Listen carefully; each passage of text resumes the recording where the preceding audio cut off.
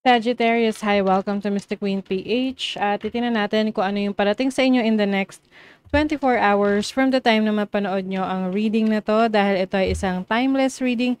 Anytime na mapanood nyo to, as long as makaka-resonate kayo, this reading is for you.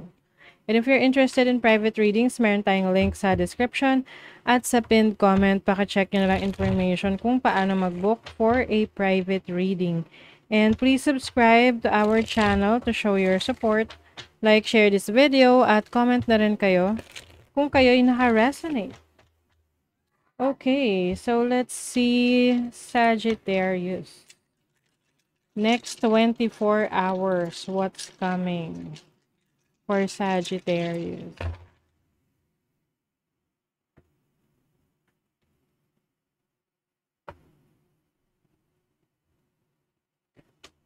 Okay, something's bothering you, Sagittarius. Medyo nagiging emotional kayo lately, marami kayong iniisip, lalo na sa mga nagbabago ngayon sa buhay ninyo in terms of your career, in terms of your relationships or connections sa ibang tao.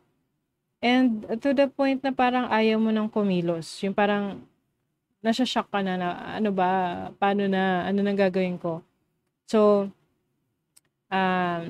there is a major change that is going to happen in the next 24 hours moving forward, no? Pero this can be a bit emotional para sa inyo. This can also be spiritual, no? For you as well. You are being asked na to step into your creative side, to what you really want, to what you really believe in. Meron kasing may fear, no, may takot lalo na sa career, trabaho ninyo na alam mo yung tipong may nagbabago sa career mo, trabaho mo or business mo pero natatakot ka dun sa pagbabago na yon. So, itong change kasi na to is something that you really need to go through. Kailangan mo siya pagdaanan. Dahil ito yung babago sa buhay mo. Kumbaga, ikaw yung magdi-dictate kung paano to babaguhin or paano ka babaguhin nito. It's either parang magmukmuk ka or malungkot ka or kumbaga gawin mo tong opportunity na mag-explore. Kasi I see you freeing yourself. Yung papalayain mo yung sarili mo sa yung mga limitasyon. Yung iba, lalo na kung, let's say, sa trabaho nyo, matagal na kayo dyan, and, syempre, familiar na kayo dyan, no? Familiar na kayo. And, any change na drastic or major sa trabaho mo, ay nakakatakot or parang nakakakaba, no? So, palitan mo yun ng excitement na isipin mo na, oh, may bagong experience, may bagong opportunity na parating, 'di ba? Instead na ikaw ay nag-overthink. Kasi mukhang andyan na yung opportunity sa'yo, ikaw na lang yung hinihintay na mag-step into your own power and do it, no? Gawin yun. And even yung instinct mo sinasabi sa'yo na gawin mo na. Oo. So, syempre, yan may pagkakaiba-iba yan sa inyo. Iba't ibang tao, may iba't ibang sitwasyon, pero minsan may pagkakapare-pareho ng challenge or iniisip. You are about to become someone na meron kang explore na talent mo or skill set mo. Aside from your career path or yung kinagisnan mo na or nakasanayan mo ng trabaho. And it's happening, okay, in the next 24 hours. So let's see, what is your overall energy? Four of Wands, this is stability. There's also a celebration. So maaring meron kang isa-celebrate na goal na maa-achieve mo in the next 24 hours. I also see you na sinusuportahan ka ng mga mahal mo sa buhay, ng family mo, sa pinagdadaanan mo ngayon, lalo na kung ito ay isang malaking pagbabago sa'yo sa buhay mo. Your challenge is, oh my God. Speaking of pagbabago, alam nyo ang death card is about endings and new beginnings.